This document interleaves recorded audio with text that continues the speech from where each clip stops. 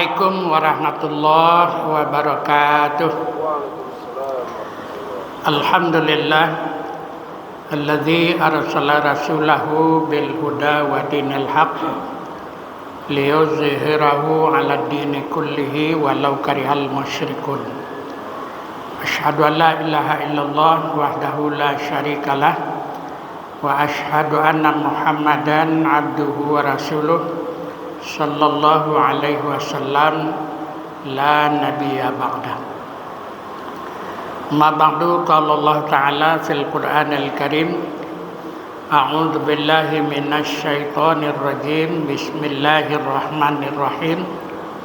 Wa ma Muhammadun illa rasulun qad khalat min qablihi rusul afa immata au qutila inqalabtum ala aqabikum wa man yanqalib ala aqibaihi falan yadurrullaha syai'a wa sayajzillahu syakirin. Qul innama basyarum mislukum yuha ilayya annama ilahukum ilahun wahid faman kana yarju liqa'a rabbih falya'mal amalan sholihan wa la yusyrik bi ibadati rabbih ahada. Shadaqallahul azim. Demi sesungguhnya dan tidaklah ada Muhammad itu kecuali adalah seorang rasul yang telah terdahulu daripadanya beberapa orang rasul. Apakah jika dia mati atau dia terbunuh, kamu akan berbalik ke belakang? Dan siapa-siapa yang berpaling ke belakang daripada agama Allah, maka tidak akan memberikan kemudaratan sedikit pun kepada Allah, dan Allah akan membalasi orang-orang yang bersyukur. Surat Ali Imran ayat 144.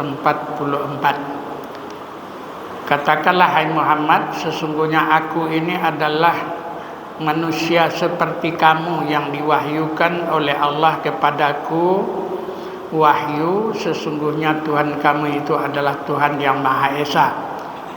Maka siapa yang mengharapkan bertemu dengan Allah, maka hendaklah dia mengamalkan amal-amal yang soleh, dan janganlah mensyirikatkan Allah dengan memperhambakannya dengan sesuatu. Surat Al-Kahfi ayat 110. Maha benar Allah dengan segala firman-Nya. Bapak, ibu-ibu, saudara-saudara jamaah zuhur rahimakumullah, Rasulullah sallallahu alaihi wasallam itu diutus oleh Allah kepada kaum jahiliyah namanya. Jadi kaum yang ditemui oleh Rasulullah disebut dengan kaum jahiliyah. Rasulullah itu diutus oleh Allah Subhanahu wa taala untuk memperbaiki kehidupan kaumnya, memperbaiki kehidupan umat manusia sampai hari kiamat.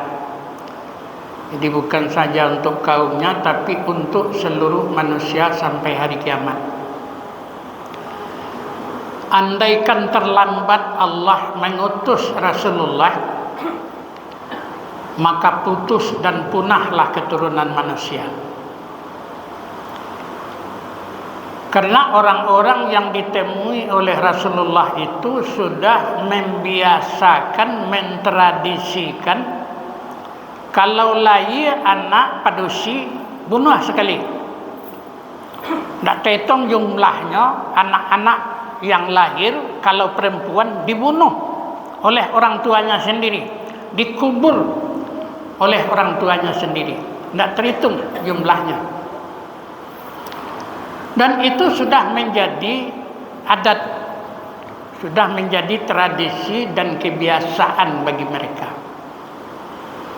Jadi sama dengan Nabi Musa Andai kata terlambat Allah mengutus Nabi Musa kepada kaumnya, punah, terputus tali keturunan umat manusia.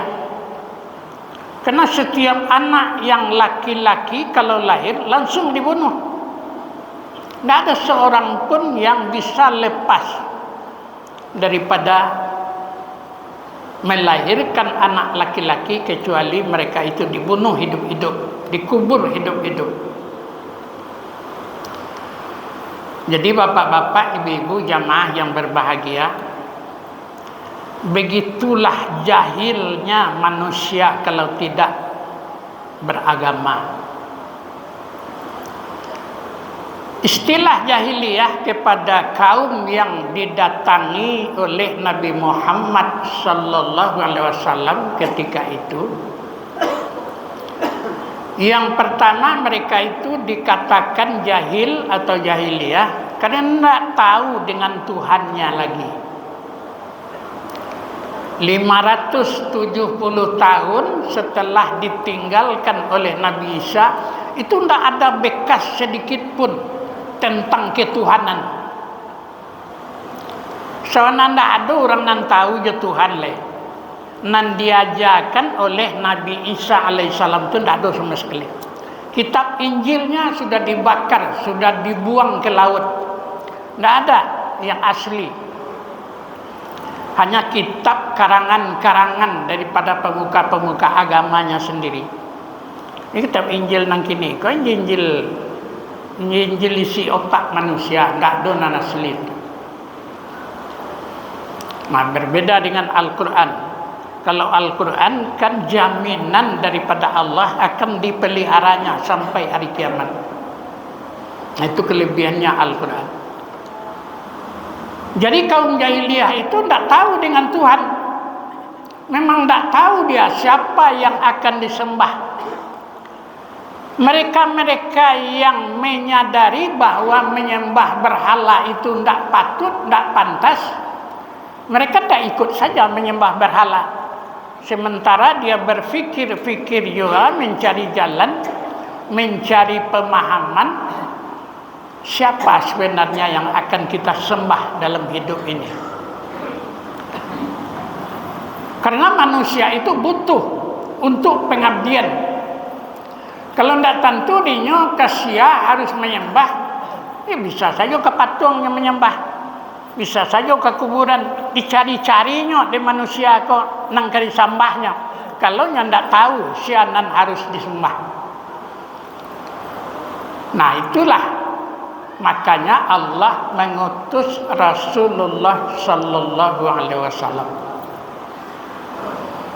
kepada kaum jahiliyah. Yang dimaksud jahiliyah itu tidak tentu dinyo Tuhannya lain.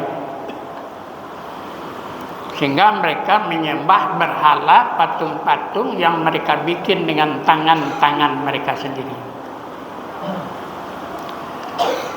Yang kedua, bapak-bapak, ibu-ibu, saudara-saudara, jamaah yang berbahagia, mereka disebut dengan jahiliyah karena mereka itu tidak tahu batasan-batasan baik, buruk, hak, batil, halal, haram, manfaat, mudarat. Itu tidak jaleh dinyala. Jadi sabodoh-bodoh orang, sajahil-jahil orang, kalau tidak tahu di batasan-batasan itu lagi. Sekalipun orang itu hidup di zaman kini, kalau tidak tahu batasan-batasan itu, jahiliyahnya namanya. Kalau kecik Buya Hamka, jahiliyah modern namanya. Kenapa Buya Hamka menyebut jahiliyah modern? Nyalah tahu, pengetahuan lah tahu kak luas. Tapi tidak tahu je nyo beda batasan-batasan. Samo je nyo nang kumuah je nang berasiah. Samo je nyo nan hak je nan batil. Samo je nyo nan halal je nan haram. Hak orang je hak inyo samo data dinyo. Yang penting paruh kanyang selero lapeh awak mendapet. Kalau itu je prinsip itu jahiliyah je baru. Alun umat Nabi Muhammad. Islam datang dibawa oleh Nabi Muhammad itu furqan.